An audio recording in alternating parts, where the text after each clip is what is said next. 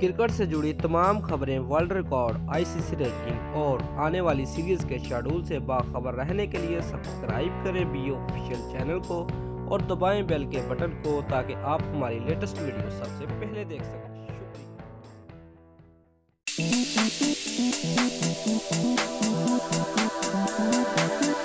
Views कौमी team के opener बल्लेबाज फखर जमान ने अपनी कामयाबी का राज बता दिया है।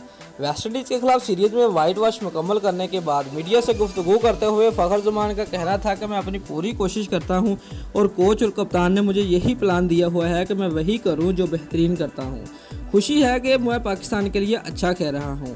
पहले T20 में भी मैंने अच्छा खेला लेकिन रन आउट हो गया। दूसरे T20 के दौरान एहसास हुआ कि मैं कितना ज़्यादा रन आउट हो रहा हूं। नेट में काफ़ी मेहनत कर रहा हूं ताकि लंबी इनिंग खेल सकूं। और अब जब पाकिस्तान में इंटरनेशनल क्रिकेट खेल ली है तो ये कह सकता हूं कि क्राउड की जानिब से ऐसी सपोर्ट और कहीं नहीं मिलती। दोस्तों, अगर आपको हमारी ये वीडियो पसंद आई है तो लाइक और कमेंट लाजमी करें और हमारे चैनल को सब्सक्राइब करना मत भूलिए। शुक्रिया।